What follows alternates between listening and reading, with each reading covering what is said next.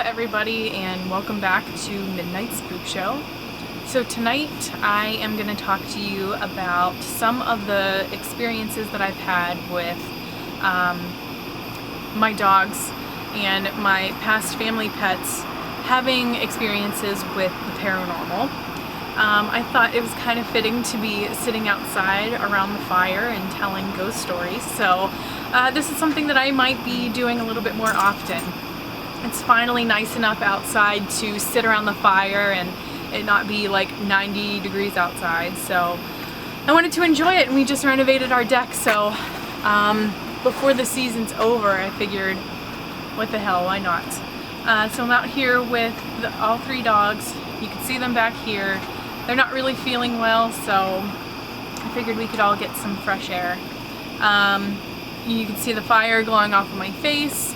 And just to let you know, in case there's any sort of freak out in this entire video, there's like a herd of wasps that are living in my umbrella, and they don't want to leave. Normally whenever we turn the fire pit on, they'll go, but they're all like huddled in a circle. So I'm hoping it's one of those things where if I'm not bothering them, then they're not going to bother me. This that you're seeing over here flashing, that's a fire pot, so it's helping to keep the bugs away. I have a couple different candles all around in the fire. So, and then right behind me is the highway. So I'm sorry if there's going to be any background noise. Hopefully, you can hear me enough. On one of my paranormal videos, I had a subscriber ask if my dogs have had any experiences in our house. And of course they have. And I figured I would make a video completely separate that explained this stuff, because there is a lot. Not only going to go over some of the experiences that they've had here, but I will also talk to you about some of the experiences with my family pets growing up. Why animals are more sensitive to the paranormal, I don't really know if anybody understands exactly. They are definitely more connected to the paranormal world or spirits, or just being able to pick up on energies that maybe us as humans just don't have the ability to pick up on. So you want to look at it in this aspect. Dogs are stronger as far as their senses go. So they can see better than us, especially in the dark. They can hear and smell better than us. I think that's pretty evident according to how many dogs actually play roles in important jobs in people's lives. And I feel that that's no different whenever you're at home too. And being in a situation where you may have energy in your house or spirits or something that may be bothering them, they're most likely the first thing to pick up on it, before you actually. And I can definitely say that that's true for a lot of the cases whenever I was younger. So when I was younger, we had a cat named Cheyenne, and whenever things first started happening in the house, I definitely think that she was one of the first things to realize that, because she would just start acting funny. She would run away and just hide a lot, and she was very weird at nighttime. She always wanted to be in the bedroom with you. She didn't want to go out into the hallways or anything like that. So I definitely feel that she was able to pick up on something. At one point she went missing. Earlier that day we had a situation where she was in our kitchen and she was like growling and hissing at something, but just there's nothing there. And I think that's when she was basically telling us that she wanted to go outside. And we let her out and she just didn't come back. So, I hoped and prayed that she would come back, and we couldn't find her. So I feel like whatever it was that was in the house definitely scared her away, enough for her to run away and not come back. And at the time, I think she was like 7 or 8 years old. And I just thought it was really weird. We searched and searched forever. We never came across her body or anything like that, so no idea where she ever went. This is the first time I'm ever telling you this type of information, but I guess from this point forward you'll know. My mom passed away when I was 13 years old, And shortly after that, my dad and my brother and I decided that it was best for our family to get a dog. So we did. Her name was Zoe, and she was a little black lab. I'll post a little picture of her here. She was perfect. She was exactly what our family needed after such a tragic loss. And she became very attached to all of us. And not too long after she came into our lives, we started to experience some paranormal activity in our house. And she was definitely picking up on it. She would often just sit and stare at the wall, or, you know, like watch something with her eyes that we couldn't see. She was deathly afraid of going down in the basement without anybody there with her. And the basement was without a doubt the scariest part of the house, but it was a finished basement. So we had a bathroom, like a game room, and our laundry room was down there, and then a door to the garage. So it was definitely a livable space. It wasn't like a crappy old cellar that nobody went down into. Like, it was where we spent a lot of time. She wouldn't go down there at all. And every time that she had to go past our laundry room, she would run. And I used to do the same thing. So I don't know if she picked that up from me, or if she got it from just being afraid of something in the laundry room. The laundry room of that house is a totally different video of something that I'm gonna get into, because I truly feel like shit happened and came from the laundry room. But that's a totally different video that I will eventually make.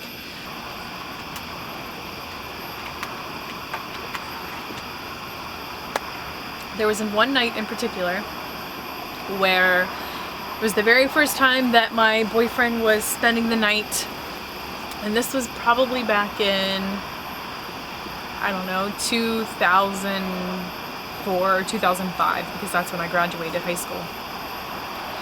And it was snowing really, really bad, and he couldn't make it back to his dorm. So, you know, my dad just said, go ahead, spend the night, you know, you stay on the couch and Jody will sleep in her bedroom. And that's exactly what we did. Well, Zoe always used to sleep with me, and a lot of the times I would sleep with my door open because she liked to hop from bedroom to bedroom. Well, I had been woken up because Zoe was sitting at the end of my bed staring at the wall and growling and snarling and showing her teeth, like, ferociously, to the point where it really, really started to freak me out. I have no idea what she was seeing. You may have learned this already about me, but I do consider myself as sensitive. And the only thing that I could sense in the corner was something that was that had a negative intent to it. And the only thing that came to mind was a hooded figure of some sort. That's all I could pick up on. And I don't know if whatever this was started to approach her. She started to just really, really freak out. And I think her first instinct was to protect me.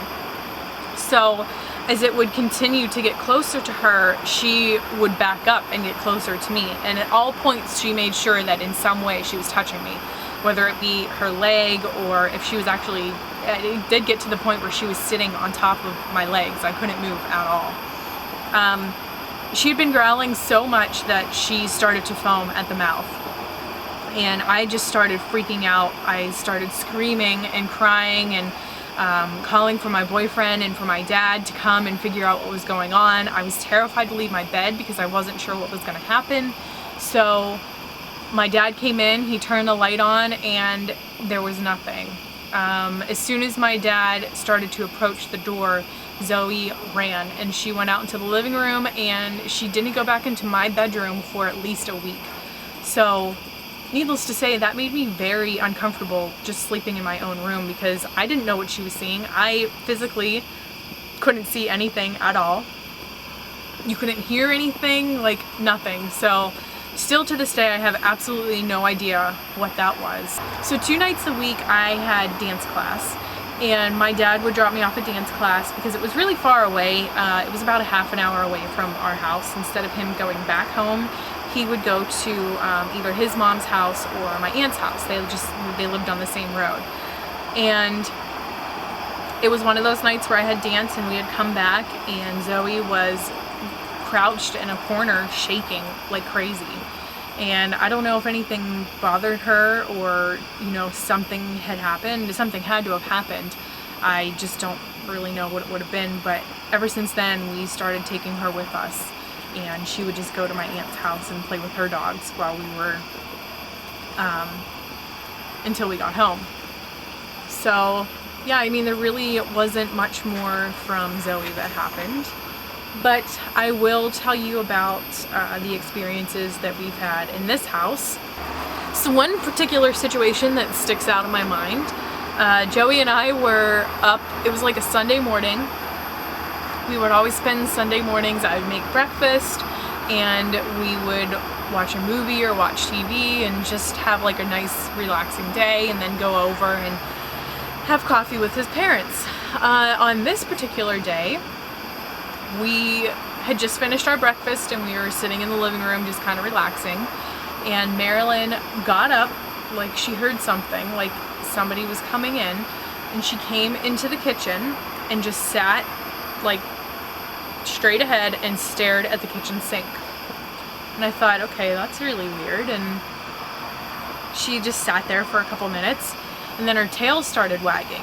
Like, she was really excited about something. It was almost as if somebody was standing in front of her saying like, here, do you want a treaty or something? So, me and Joey took notice and we just kind of watched her, and out of nowhere, she got super excited for whatever it was that was right in front of her. I don't know how exciting a kitchen sink could be. She jumped into the freaking sink. And, you know, I have no idea what that meant, but something odd, something else that was different that we thought was really weird. I don't know how long it was after this situation. I would probably say, if I had to guess, 2 or 3 weeks at the most. I was back in the bathroom cleaning and I heard Marilyn in the kitchen growling. So I came out and I looked, and she was in the exact same spot. She was sitting right in front of the sink, at attention, watching whatever it was that whatever she was watching, growling like insane. Like it was a complete stranger she's never met before that was intimidating in some sort of way. And she would eventually, the growls started turning into barks, and at one point she like jumped back, almost like if something went to go touch her. She jumped back and she looked at me and she looked back, she put her tail under her legs and then came running for me. So I have no idea what the hell that meant. No idea whatsoever. But she was fine after that. Other, you know, situations would happen where she would just watch things, or these wasps are freaking me out. I'm just waiting for them to come down. Ugh. She would just stay really, really close to me, and always would go downstairs and hide in her pen. She would go under our bed a lot of the times too. Like if she was ever afraid of something and for some reason she didn't want to go downstairs, she would just go and hide under her. To this day, I do feel like something was messing with her. I feel terrible about it. I don't really know. I didn't know how to help her. I didn't know how to calm her down or tell her that, you know, I'm not going to let anything hurt her, or I don't know, it's just so weird. Or freaking her out in any way that they could, because the things that were, you know, that's her. If you could hear that in the background, that's her. Sorry, Mary, we're talking about this. She would just really start to worry me. A puppy shouldn't have acted like that. There aren't any puppies that I normally know of that are 5 or 6 months old that don't want to be around any humans at all. And we brought her home, you know, day one. It wasn't like we picked her up from a shelter where she was abused or anything like that. Like, we took extremely good care of her, but something was just really messing with her. And unfortunately, because of that, I feel like she is an extremely sensitive dog, in the sense where she gets her feelings hurt extremely easy. Even if it's one of the other dogs that have done something bad and we'll just say like, what did you do? She gets so like she has the guilt for them, because Marilyn and Olive, or Haley and Olive, they just don't give a shit. If they do something, like, they don't feel guilty at all. But Marilyn, she puts her ears back, she, you know, squints her eyes really bad, and, you know, she takes the blame for it. But I just feel like she's really sensitive. So I think Marilyn was about a year old, and a year and a half. We decided that it was just best for her that if we got another dog. So we got Haley, and we had gotten her from somebody that I had graduated high school with. She was going through a situation and needed to rehome her dog. So we graciously took her in, and we're so glad that we did, because she was the perfect fit for us. And her and Marilyn got along really well. And it seemed like some of the activity in the house really started to settle a little bit. They definitely became like best friends right away. And if anything did happen, it was really weird, because they would both react at the exact same time. And I know normally dogs will react if another dog is there and they'll react to something. We automatically start barking before they even know why they're barking. But things would happen where they would be in two different parts of the house and they would both come together because they had heard something, which was really weird. But in the same sense, it kind of made me think, like, okay, maybe it's just not one dog or another. I remember at one point I was home alone. It was just me, Marilyn, and Haley. And I don't know where Joey was, probably bowling or something. And Haley got up and walked over to the one wall in our living room. Haley had gotten up and she was just barking at this thermostat and like turning her head at it and everything. And I still to this day have no idea what she heard. There were times at night when they would get up and would just like look around and go over to the door and like sniff underneath the door, which creeped me out because it made it seem like somebody was in the house and they were like trying to sniff under the door to figure out who it was. That happened a lot. Luckily, you know, they would just sniff and then lay back down. For some reason though, there was one night where they just would not sleep at all. And, you know, they'd be up on the bed and then lay down on the ground and just were completely restless. And at one point, Haley came over to me and basically told me that she had to go potty. So I let them out. And the way that our house is built, I just can't open a door and let them outside. I have to go downstairs, put them on their leashes, take them across the yard into the in-laws' house, like their yard, because they have a fenced-in yard, and then they can go to the bathroom. And I just had this overwhelming sense whenever I was outside that something was inside with Joey and it wasn't something good, and that I needed to get back in immediately. Like, my heart started racing. I just had these terrible feelings like he's in there by himself, there's something in there with him, and there's nobody there to protect him. Needless to say, the next morning he woke up with scratches. So whatever it was in the room, it must have been bothering with them. I was, for once, able to sleep that night. Not whenever I came back in, but, you know, up until that point, I was sleeping okay. Joey never ever woke up. Even after I came in and, like, let them out, he never woke up at all. It wasn't until the next morning he got in the shower and he was like, "Do you see these scratches on my arm?" And it was really weird. I had pictures of it too, I just don't have them anymore. So yeah, that's really freaked me out. Last part that I'm going to talk about, like I said, it doesn't really have anything to do with our dogs having an experience necessarily, but it is an experience that I've had. Whenever we had gotten Marilyn, she was part of a litter of 7.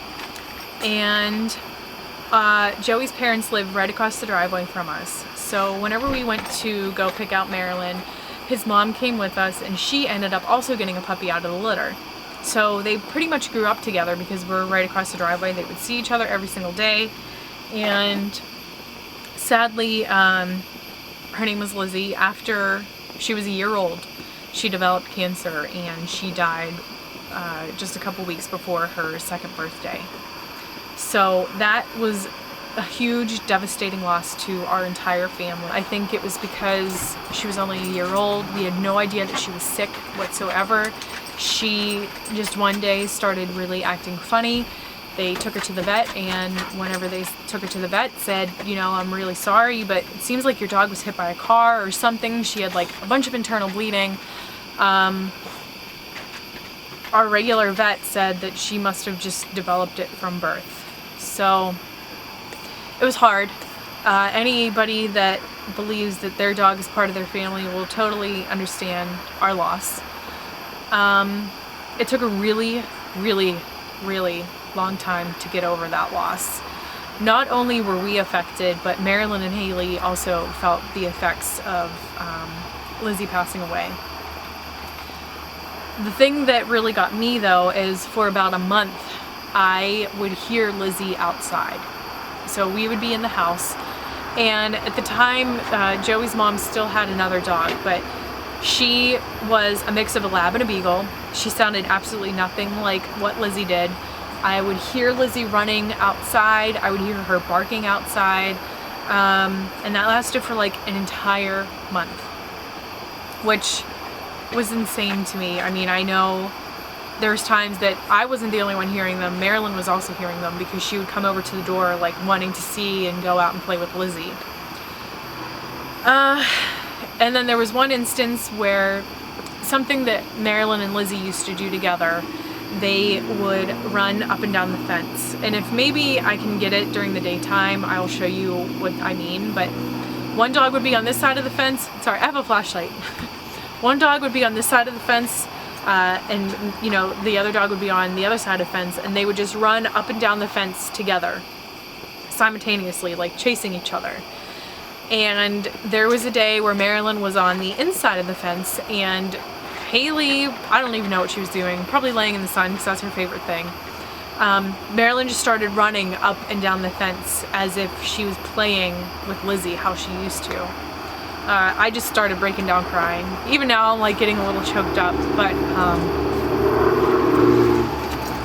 it was tough. It's still tough. And I think I get so emotional about it because like there's no way to tell your dog like their sister's not coming back.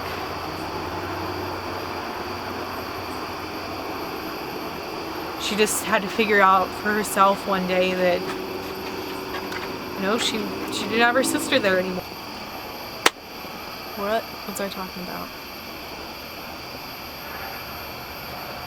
So, yeah, I mean, I think you guys understand, you know, how upsetting, but in a way it was also good too, because it was like Lizzie was sending us signs that she was okay and that we were still able to hear her. I'm sorry for getting so emotional.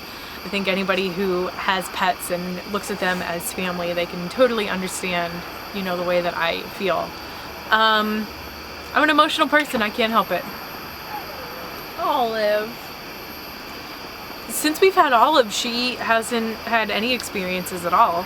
The only thing that I can say though is, like Marilyn, like I said before, I feel like she was very affected by whatever it was that was in the house. She became an extremely sensitive dog, very protective, always on guard. But I feel like since we've had Olive, Marilyn has totally settled down. Like she's almost like a completely different dog.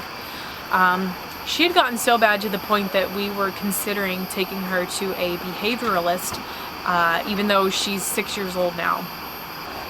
So that's it for this video. I want to thank you guys for watching. If you have any suggestions on any future videos relating to the paranormal that you would like me to talk about, either I can research them if it's something that I haven't experienced, or if it's something that I've personally had accounts with, I will definitely go over that with you. Just comment below. And I also want to know, do your pets notice anything different? Do they act different? Have they had paranormal experiences themselves? If so, please let me know. I find it very interesting. I think it's just so crazy how they are so much more sensitive to this stuff than we are. I am also going to give you my social media links if you are interested in following me there. I am on Instagram, Facebook, Snapchat, and I also have a Pinterest page and a Tumblr page. If you're interested, you can follow me there also. I'll put all the links down below if you ever need to if you ever need to contact me, sorry. You can either email me, get a hold of me through any of my social media, or comment here on my video. I do read each and every single one of your comments, and I appreciate them. And I do try to reply to everybody as quickly as possible and whenever possible. I am in school now, and I don't know what my schedule's going to be like, so if I don't get back to your comment right away, please understand that I'm a very busy person, and I will do what I can. So, as always, thank you for watching, and I hope you have a great night, and stay spooky. Bye.